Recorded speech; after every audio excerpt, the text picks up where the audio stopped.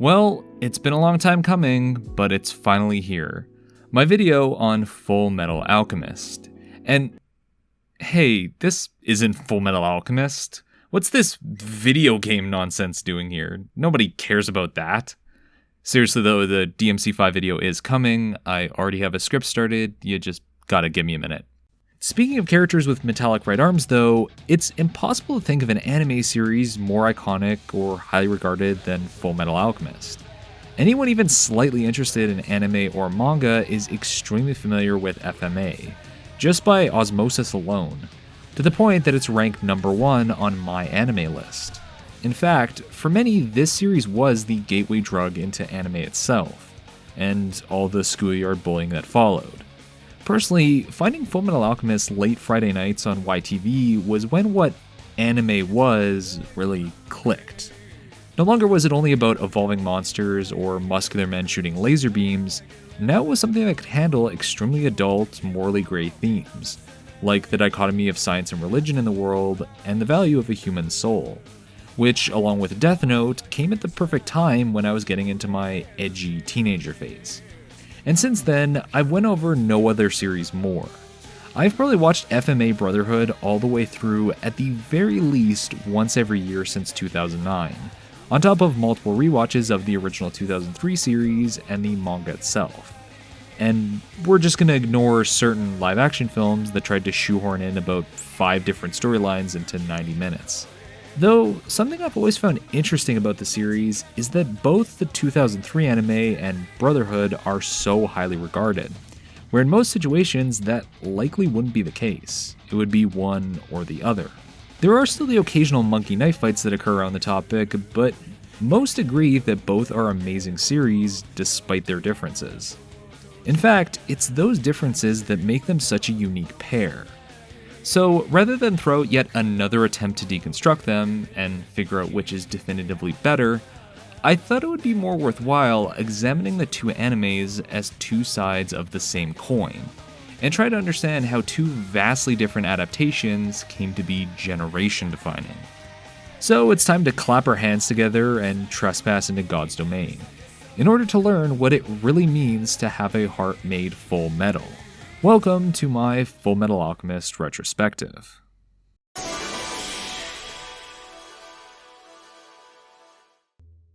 Now, since this is Fullmetal Alchemist we're talking about, I think it would be appropriate to start in media res style before working our way backwards. So let's begin by simply examining the series as a larger whole before we get to looking at individual pieces. To start, something that's always been at the core of Fullmetal Alchemist, whether it's the manga, the '03 anime, or Brotherhood, is its cast. Between the two Elric brothers, who are on a journey of self-discovery and to recover their bodies after attempting to resurrect their mother, to the morally complicated Ishval and Scar out to avenge his lost homeland, to the Northern Wall of Briggs Olivia Armstrong, FMA has an amazingly diverse cast of characters that all stand out in their own ways and have vastly different morals and goals that work into the story. Take my two personal favorite characters from the series, Major Louis Armstrong and Greedling from Brotherhood. Major Armstrong, being involved in the military, is personally tortured for the atrocities he was forced to commit in Ishval, and feels like a coward for having fled the war rather than fighting against the injustice going on, which then fuels his desire to help the innocent of the country, despite his own position within the military frequently getting in the way of that. Going by his usual demeanor though, you never would get that, as most of his appearances are covered in sparkles and bodybuilding poses that would make Vince McMahon blush. Look at that mass! Holy cow! There are definitely stronger arcs better involved in the larger story, as Armstrong acts mostly as a source of comedic relief, but it's hard not to enjoy a goofy, hyper-emotional beefcake that still has some deeper nuance going on. Then on the flip side, there's Greedling, who acts as a pseudo-antagonist turned hero through the latter half of the story, existing as two characters sharing one body, which itself creates an interesting character dynamic with how they relate to others as well as each other. Both act as outsiders looking to achieve their own selfish goals in the face of a larger problem, forcing them to reconsider what they truly value, only to find what they were looking for wasn't that simple, which is a recurring theme found throughout FMA. Plus, the rampage in Central near the end of the series is just plain cathartic to watch. Not only is each character of the series given their own personal arcs and goals to work towards, but what keeps it interesting is how they then have to bounce off each other's ethical outlook on the world in a massive web of intrigue, and how that might end up changing them. Looking back years later, it's impossible to deny that this series has created some of the most iconic characters in the medium, along with having top-tier waifu material, with of course the exception being the Elric's teacher Izumi Curtis, who already has a man 100 times finer than you. And it wasn't by mistake that FMA has arguably the strongest female cast in the shonen genre either, as its author, Hiromu Arakawa, one of the rare female shonen authors in the early 2000s, made a concerted effort into including well-rounded women into her story, as she grew up on a dairy farm surrounded by strong ladies and wanted to incorporate characters like that, from the Rockbell family automail mechanics to the ninjas of the Qing dynasty to the badass women of the military. Though, despite being defined as a shonen series considering it's aimed towards a younger male demographic, at least in regards to where it was initially published, in many ways, Fullmetal Alchemist feels atypical to the genre, both from its story structure and character archetypes. FMA regularly pushes the boundaries to a more adult tone, especially the 03 anime, which is noticeably more somber and harsh in comparison. Even watching it from a casual perspective, it's hard not to take notice of the sheer amount of mature themes being juggled throughout both the series that feel quite uncommon to your average shonen. Feelings of loss and coming to terms with it, the effects and after effects of war, the dangers of militaristic states, class struggle, science versus religion, revenge, redemption, the philosophy of nature, the pursuit of truth and knowledge, the morality of science, metaphysical ideas about identity, and, of course, the value of a human soul. How much you got? $5? Deal. It's because of all these overlapping concepts and motifs that even years after the series finished publication, there's still an abundance of YouTube videos, online articles, and even academic papers dedicated to analyzing any number of the themes or moral quandaries that are brought up throughout both of the series. Which speaks a lot to the thought that Arakawa put into developing such a world and its characters that it could touch so many people in different ways, which also isn't something that happened purely by accident. When developing the world of Fullmetal Alchemist, Arakawa wanted to get a broad sense of the world around her as a way to give a more engaging and nuanced perspective to her story, leading to her talking to people from a variety of different lifestyles, such as former Yakuza, war refugees, and most notably, the Ainu people of Hokkaido, Japan. Shout out to the Golden Kamui fans in the room. Being raised in the Hokkaido region, Arakawa was extremely familiar with the Ainu people indigenous to the region and the decades of discrimination they went through due to policies enacted by the Japanese government as a way to forcibly take their land from them, which would then act as the basis for Scar's history, the Nation of Ishval, and the War of Extermination that would play a key role in FMA's story and its morally layered political issues. However, despite its grim subject matter, a noticeable reason why Fullmetal Alchemist can't really be classified as a mature series, aka seinen, in comparison to, say, Berserk or Ghost in the Shell,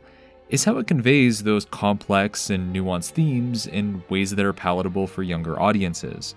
which is why it's always made for a great bridge for moving into more adult theme series, or as a gateway into anime for older audiences. Arakawa makes a point of blending in the poignant tragedies of the series with moments of cheesy comedy to break it up and lighten the tension.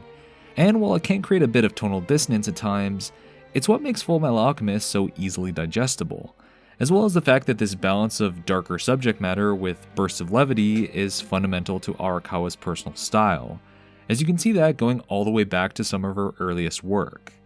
And this is where we take a step back a bit and look to understand how Arakawa came to creating what would become such an iconic series.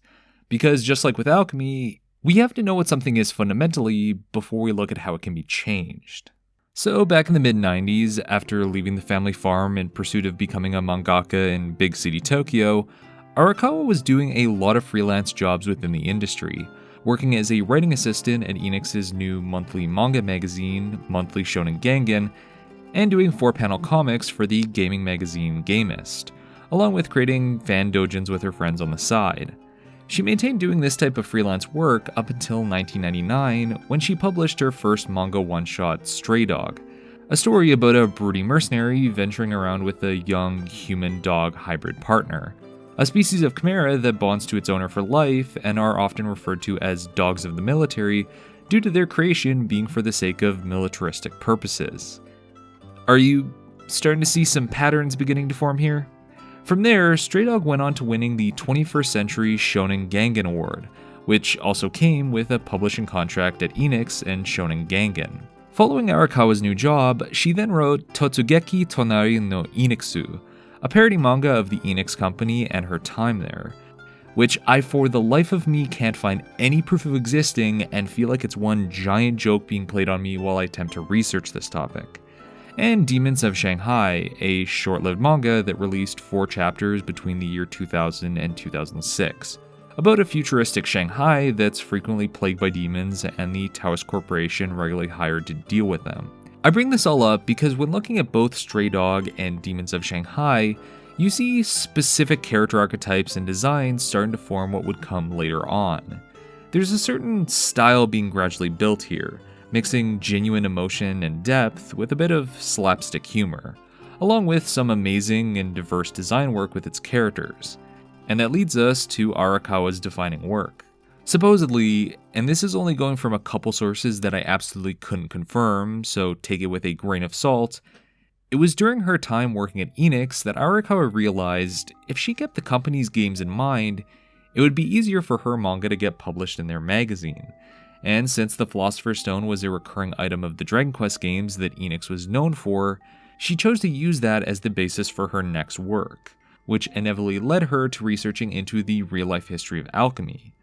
And from there, a much larger basis started to form. Many of the core ideas and even characters of Fullmetal Alchemist came from this research into alchemy, such as the concept of homunculi to Swiss alchemist and father of toxicology Theophrastus von Hohenheim being an inspiration for the main character's father. Though while there was a plethora of interesting theories involved in the study and history of alchemy, Arakawa found a lot of the practices contradicted each other as she read into them, which likely inspired the recurring theme of questioning the true purpose of alchemy and its philosophical value that would be found in the later series. I say the later series because, in comparison to, say, Ichiro Oda, who always had his story of One Piece in mind as a larger series, Fullmetal Alchemist was at first only meant to be a single-issue one-shot, which was never actually published until July 2011 on the 10th anniversary of the completed manga. Giving it a read, the prototype shows many familiar elements of the full series. The 2 Elric brothers traveling across the land doing good deeds, jokes about Ed's height, and military corruption in regions that are desperate for resources, critiquing government power structures and those that can abuse them. Stripped down, the prototype's an amalgamation of the Lior and Uswell arcs, having the structure of the Elric's time in the mining town, along with some of the story beats with Father Cornello and the recountment of the brothers' failed human transmutation. But while the story ends on a note of there being further adventures to follow once the one-off antagonist is taken care of,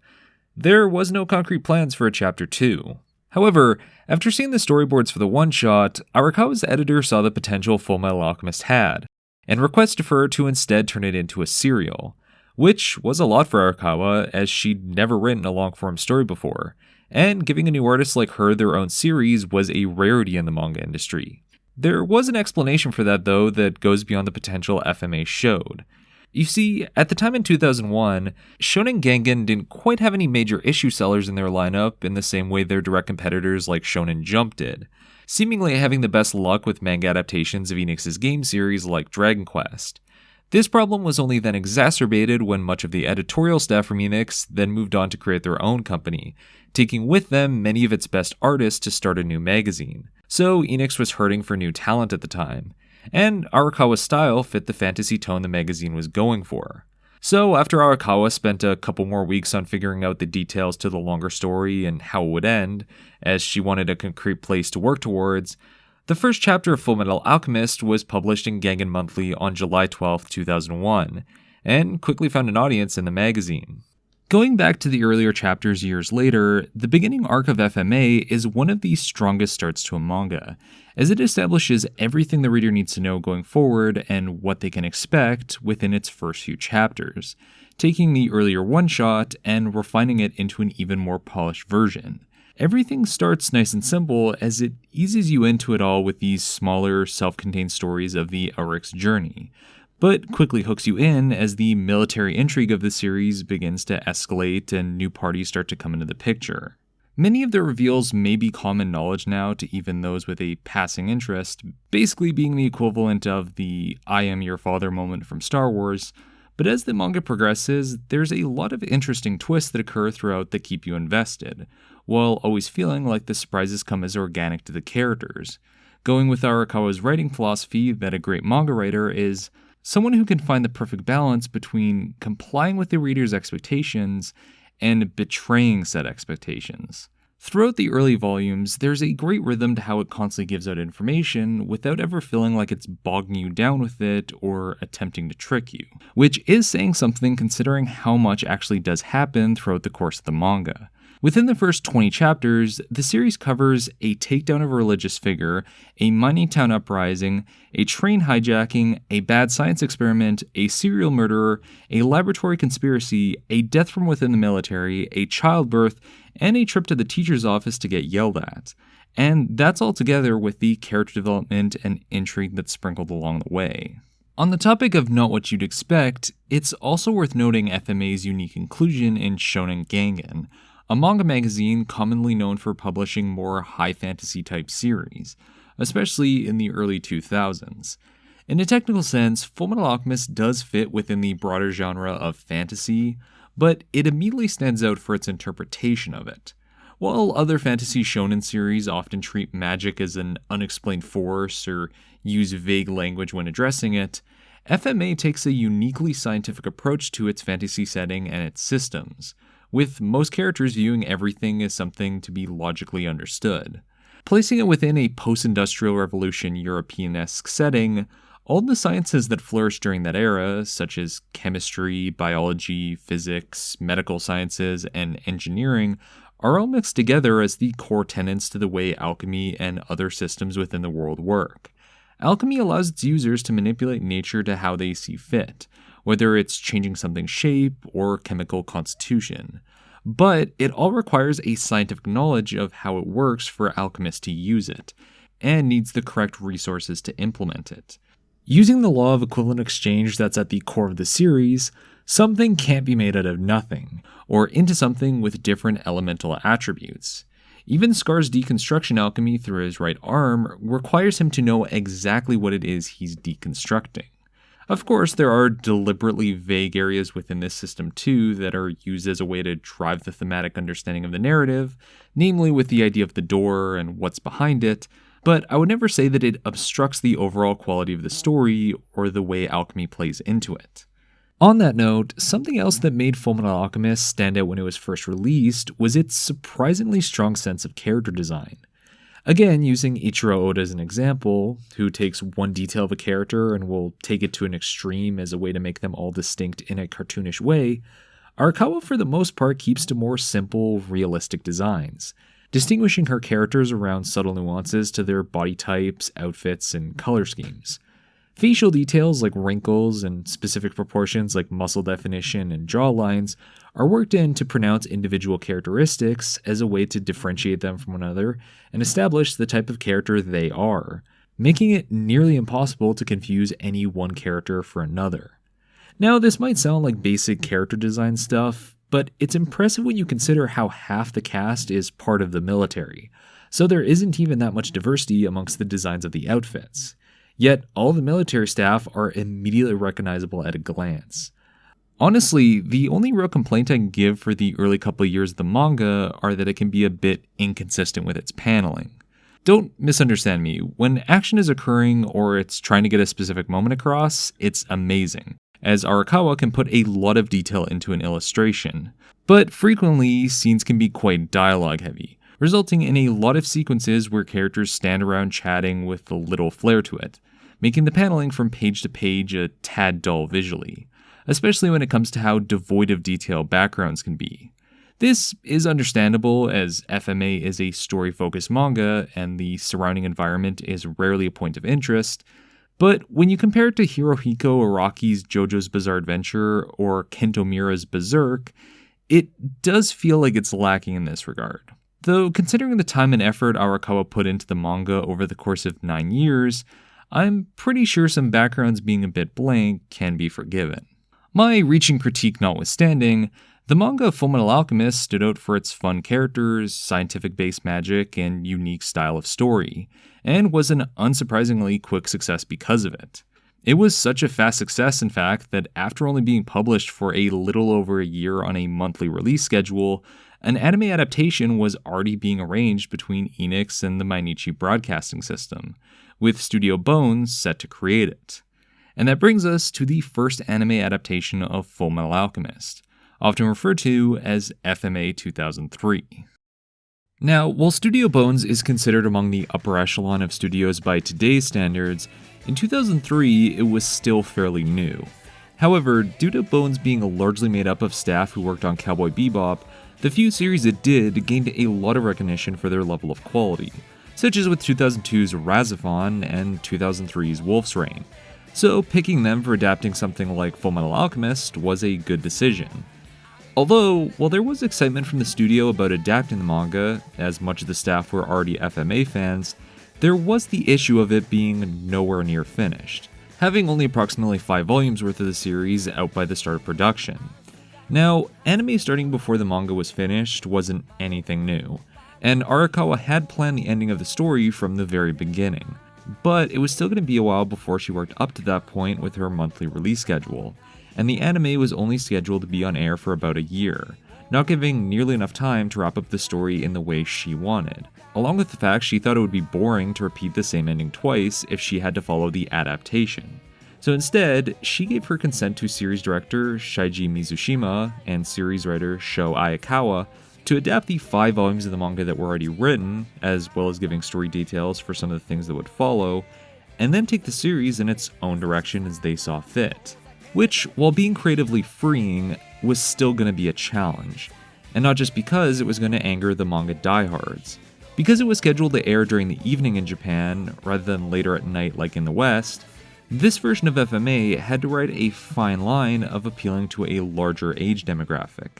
which led to some notable changes during the adaptation,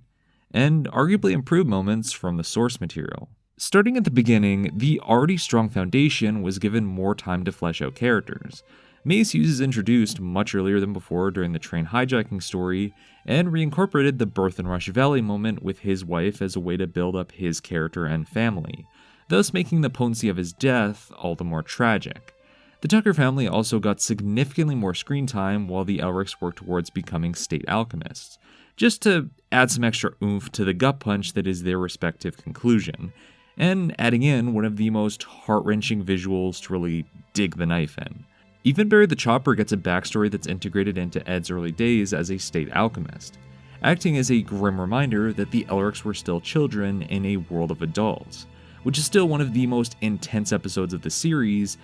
and also highlights the major shift in tone with this adaptation.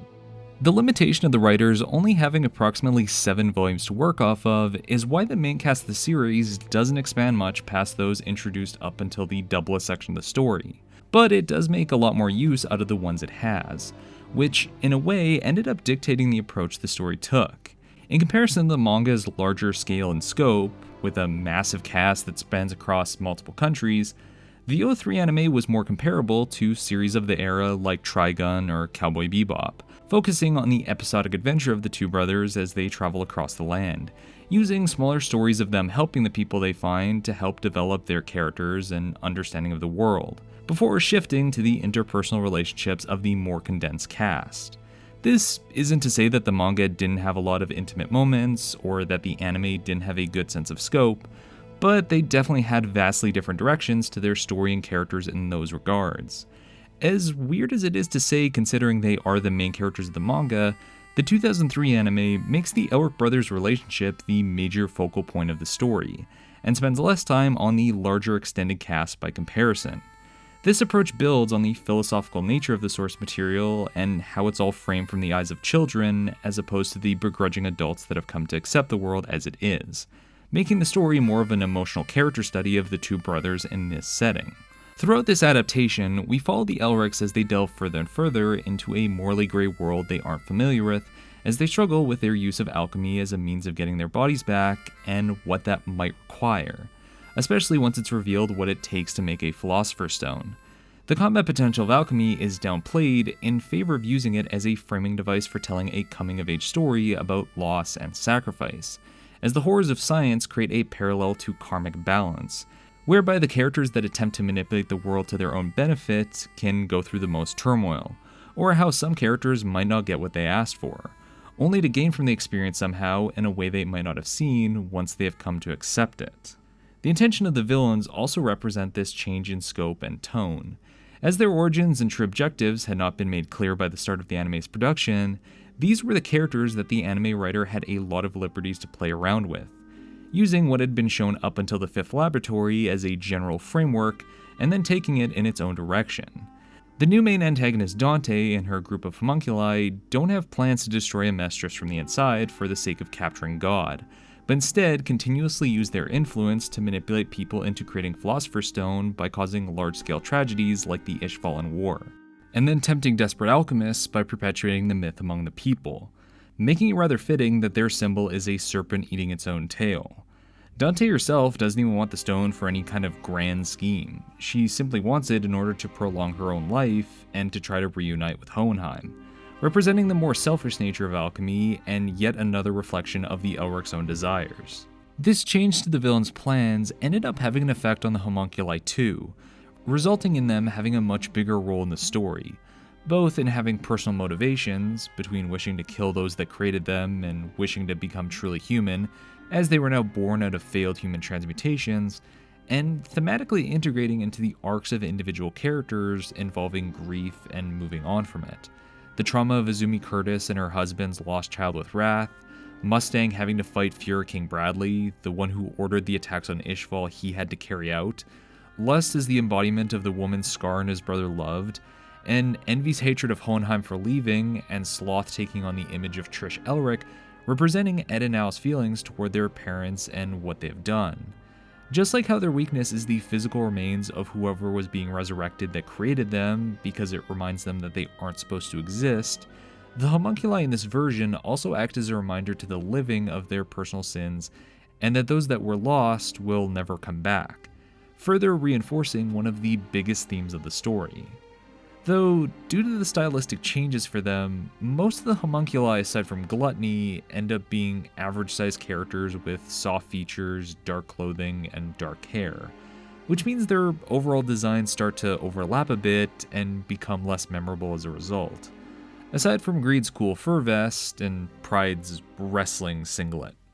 Speaking of, when comparing them to the original designs and how they look in the later anime, the overall art style with characters in FMA 2003 is noticeably softer and rounder, with the characters who have strong angular features being tweaked the most. I mean, look at what they did to Sloth. But the one who got the biggest makeover during the transition was easily Scar, as his edges were sandblasted off both physically and narratively. His character isn't as gruff and immediately bloodthirsty as in the manga, as he doesn't even understand his purpose during his introduction,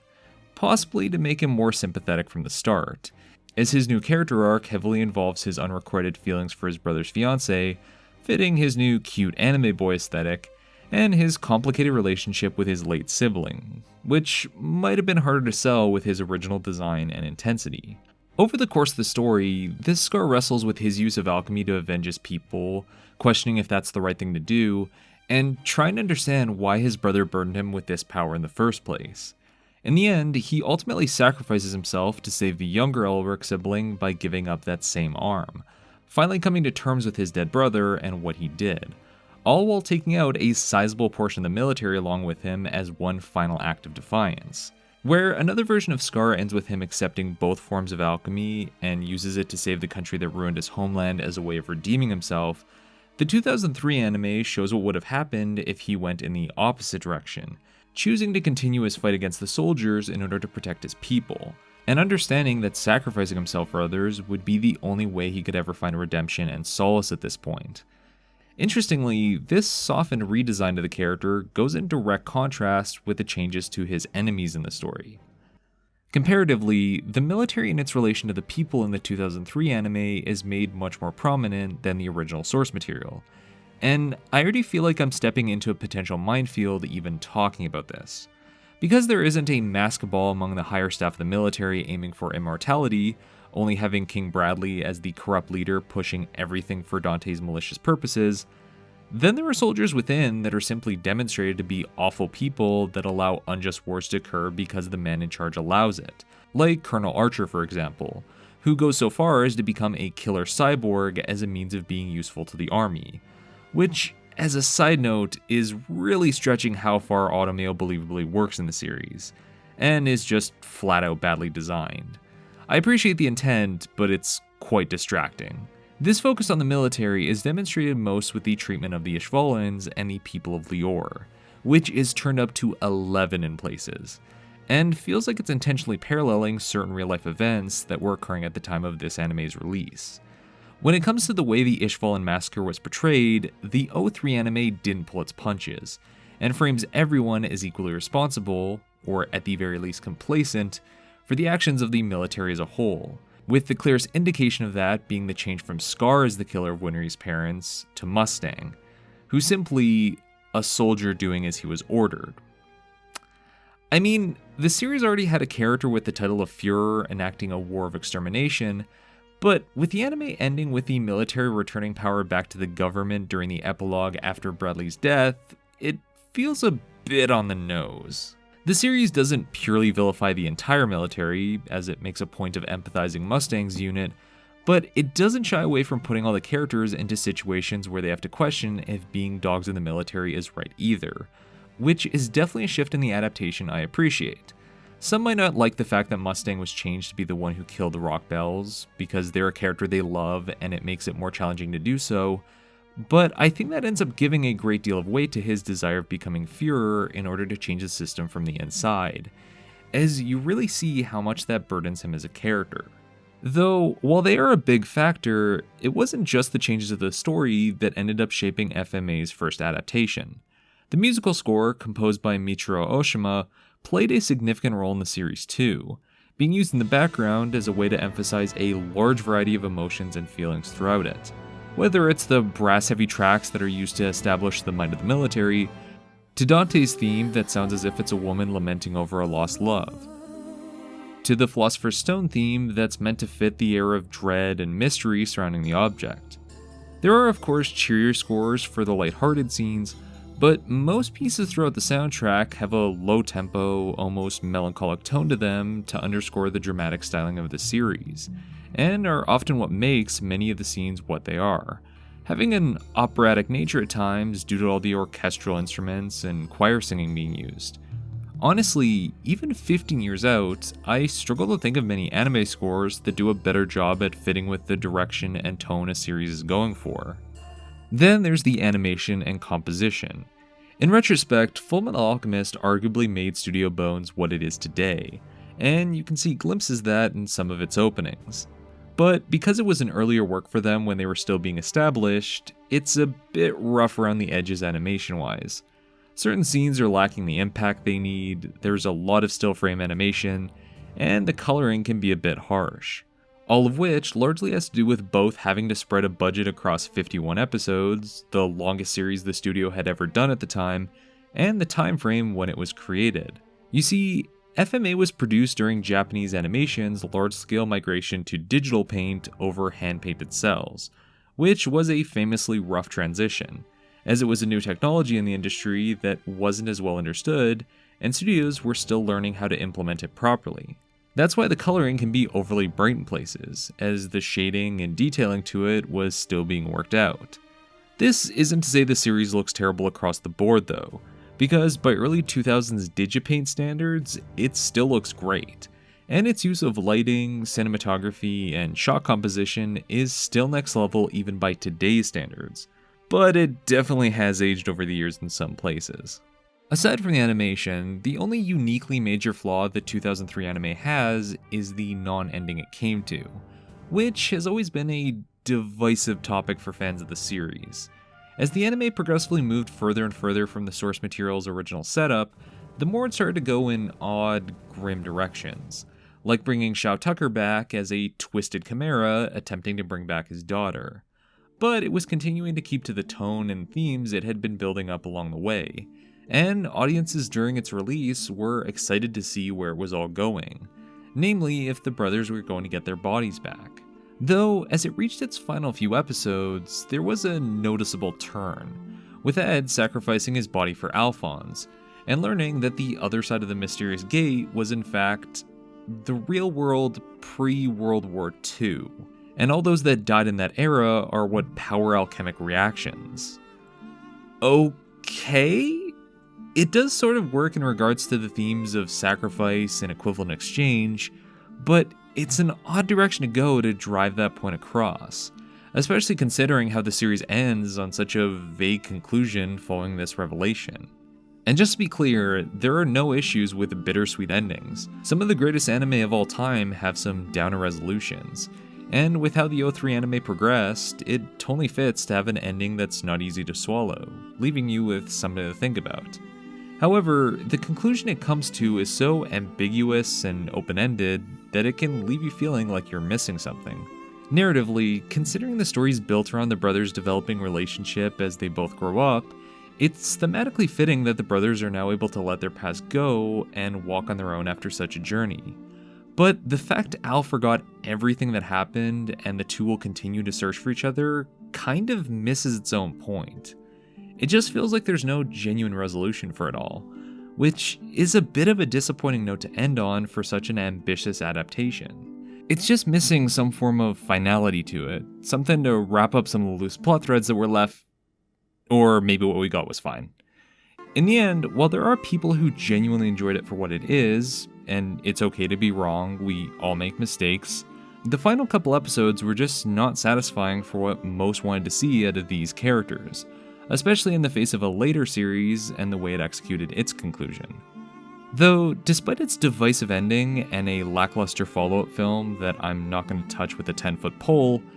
it's worth noting that when it first came out, the 2003 Fullmetal Alchemist was an undeniably huge success for years, both in the East and West. It created a story full of genuinely great moments, doesn't pull its punches with its ethical questions, and does arguably the best job in portraying the Elric's relationship together as brothers. For many, this was one of the definitive anime to experience what the medium could be. And it was because of this success that in August 2008, another Fullmetal Alchemist anime was announced, this time purely following the original source material, with the first episode airing in April 2009, which of course leads us to Brotherhood. Fullmetal Alchemist. Fullmetal Alchemist. So, while some today might look at the 2003 anime and scoff, as Brotherhood is clearly the definitive experience, in 2009, following up the first adaptation was going to be a task, because in the 6-year interim between the two, the first Fullmetal Alchemist anime became a cultural milestone, with much of the staff on Brotherhood being people that grew up watching it. So, expectations for the project were quite high. At the time of the production, the manga was at approximately the 85 chapter mark and nearing its conclusion, and not wanting to pull a future George R.R. Martin, Arakawa worked exceedingly hard to make sure that both endings came out in sync with each other. So there was a lot of excitement to see how this series that had gone on for nearly 10 years was going to conclude, and how this anime would adapt it all. Unfortunately, where the O3 anime had a genuinely strong beginning, Brotherhood ends up tripping a little bit at the start, as many character introductions and even characterization moments are rushed through or passed over entirely due to it being created with the mentality that everyone had already seen the previous series and wants to get into the content that was never touched.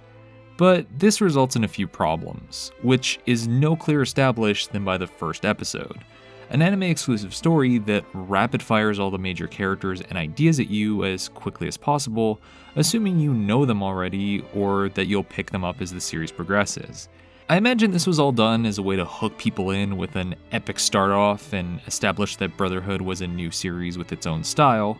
but it causes some pacing issues along with the following episodes. Brotherhood ends up blowing through the first 20 chapters of the manga in about 11 episodes, and speedrolling through some iconic moments in the process. Meizu's death and the tragedy of Nina Tucker lose some impact due to the lack of screen time they get. The Lior stories placed after the first episode and the backstory of the Elrics making a lot of the reveals that act as an introduction to those details kind of redundant. And the battle on the train and the usual mine are skipped over entirely, missing some key characterization and world building moments, with Yoki only getting a passing mention before he shows up later on in the series, where they have to quickly recap what was skipped over.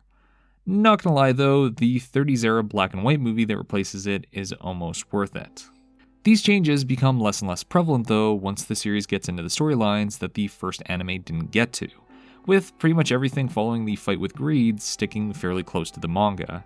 And this is also where the quick pacing issues start to ease up quite a bit, and the overall story starts to stand on its own merits. Keeping to Arakawa's own quirky style, Brotherhood uses a lighthearted approach to tell a complex fight for the fate of a country with multiple factions battling for their own self-interest. At first, it starts with the Elric's journey to find a way to get their bodies back and the people the military they meet along the way. But that gradually starts to expand in scale as the series continues and more characters get introduced, like the Jingyi's nobles looking for their own source of immortality, and the Brig soldiers who are duty-bound to protect the northern border. Amestris as a setting is further developed as it is the main thing in danger by the end of the series, and characters begin to scatter across it, allowing for multiple storylines to coexist at the same time, while maintaining a tight sense of progression toward the end goal.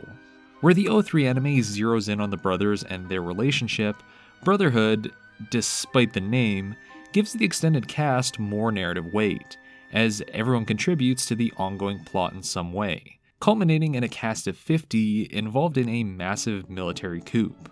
In fact, the title Brotherhood might be less about the Elric specifically, and more about the major theme of the series being about cohesion, where different ideologies, perspectives, and goals gradually come together in a united force against a larger problem. Take Scar as a key example. In Brotherhood, Scar has the same starting point as in the 2003 adaptation, except true to the manga version, Miles and Winry end up playing a significant factor into his arc. Major Miles as another Ishvalan within the military that wants to fix the system from within by acting as a model example, shows Scar that there are nonviolent options for his people to make progress, and Winry forces him to face the fact that he isn't the only one who has lost people, and is only continuing this cycle of hatred through his actions. Despite being the one to kill her parents, Winry is even put in a situation where she has to trust Scar with her life, which is also when his redemption arc starts to pick up, as that interaction is when it settles in that rage and hatred isn't the right path to go down, something that later comes back around when he has to stop Mustang from potentially going down that same path. While some view Brotherhood as a more plot-driven story, where the characters are driven by the ongoing plot rather than the other way around like the first anime, I think that neglects the fact that how these characters react to events is what makes FMA's cast and story so engaging.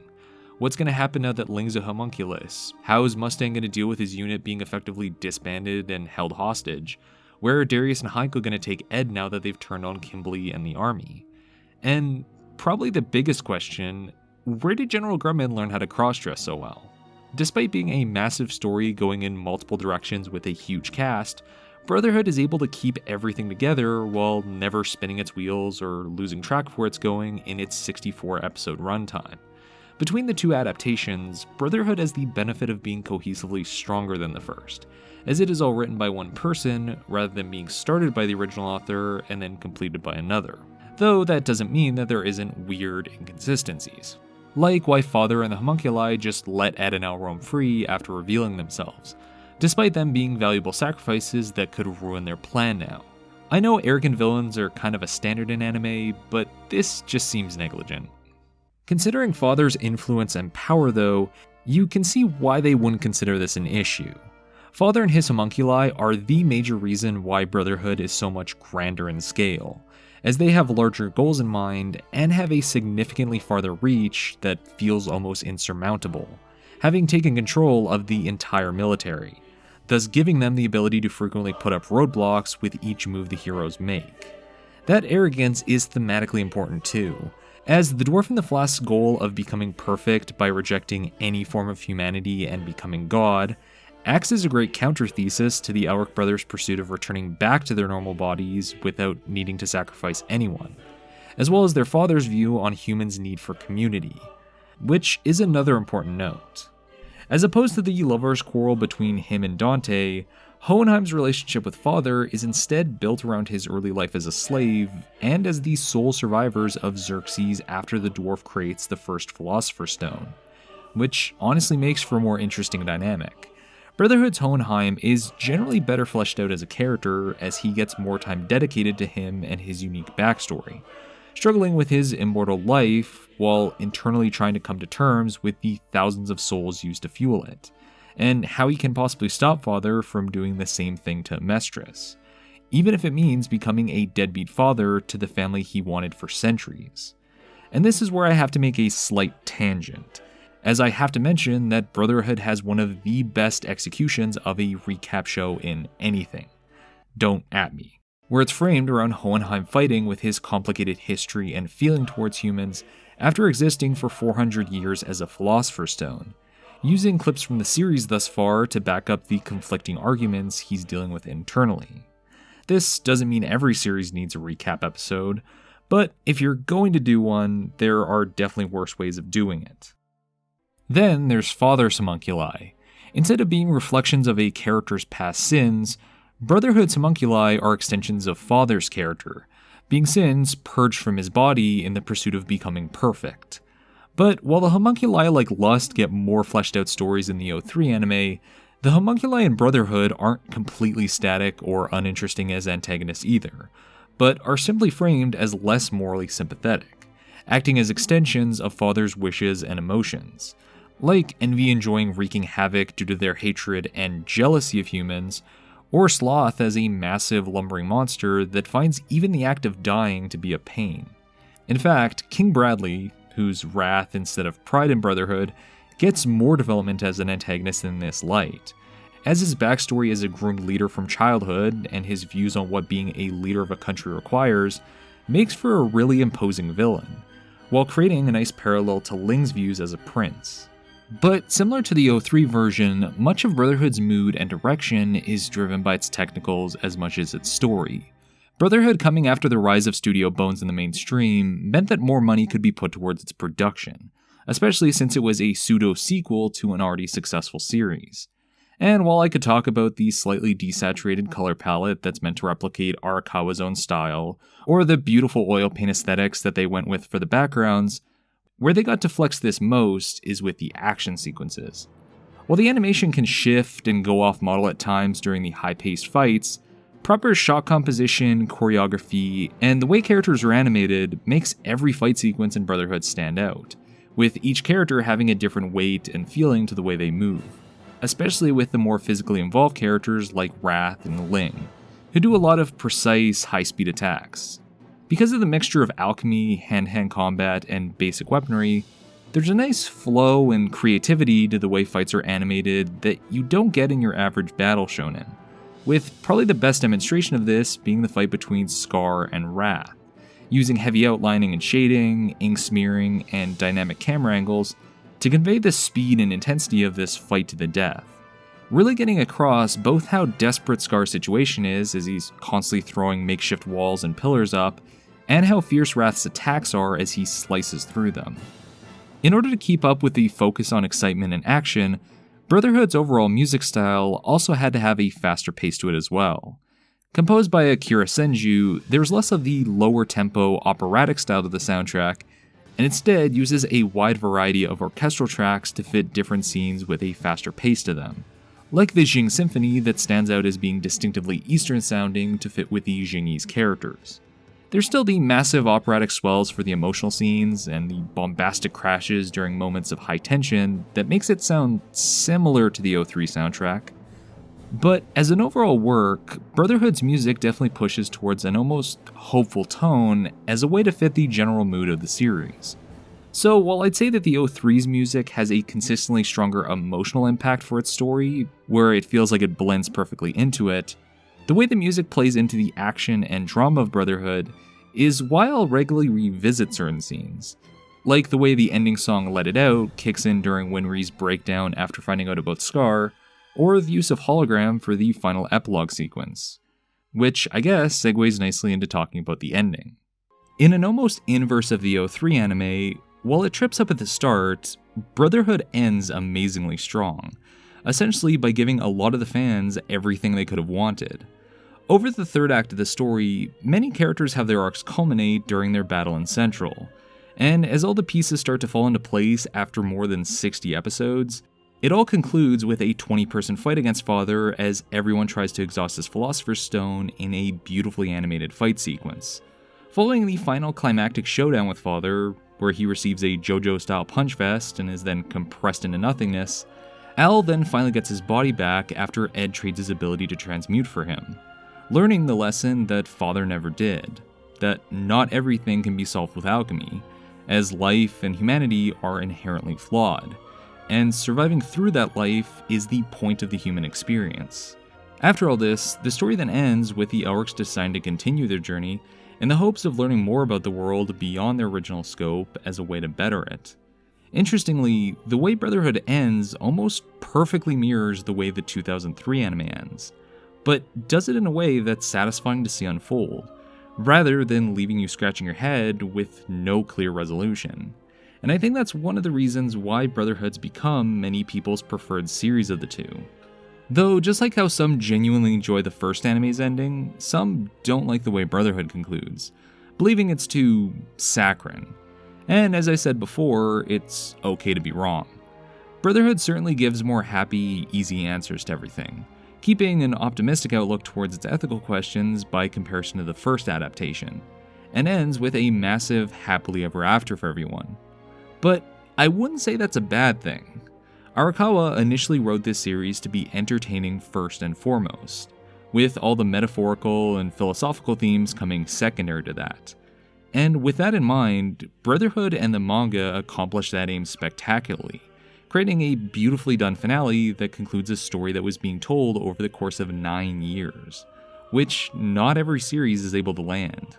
Considering the amount of characters going on in Brotherhood, it's actually extremely impressive how many of them get their moment both in the finale and the epilogue, with pretty much no one forgotten and no plot thread or ship left lingering, leaving you with this nice, warm feeling inside as you see all these characters you've grown to care about find some form of resolution. As I said at the beginning of this whole rant, I've probably watched Fullmetal Alchemist Brotherhood more times than I could possibly count, which is why this video has been such a frustrating, daunting task to do, as it can be extremely difficult to express what makes something so special to you while still maintaining a critical outlook on it. Honestly, with the amount of things to say about it, I could have went another hour. But where I would say that Brotherhood is my absolute favorite and I have very few genuine complaints about it, I wouldn't say it's objectively better than either the manga or the first anime. At the end of the day, Fullmetal Alchemist is an interesting case study of how adaptations can be executed in different ways, but still keep to the general spirit of the original. Personally, I think the now decade-old argument among FMA fans about which series is better kind of misses the point a bit. While I have a personal preference for Brotherhood for select reasons, the 2003 anime definitely has its strengths and is worth just as much of a watch. And I would say the same to fans of the 03 version about Brotherhood. Both have strengths and weaknesses that the other accounts for. The first Fullmetal Alchemist anime is a somber character study, which in a lot of ways feels like a very experimental experience as it reaches its conclusion, especially considering the time period it was made in.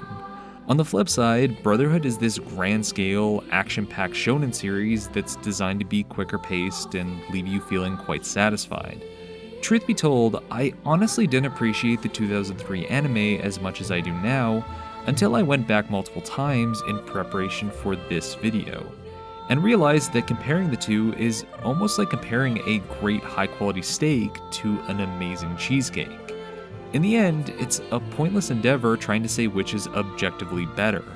as they're designed to cater to different tastes and had different intentions.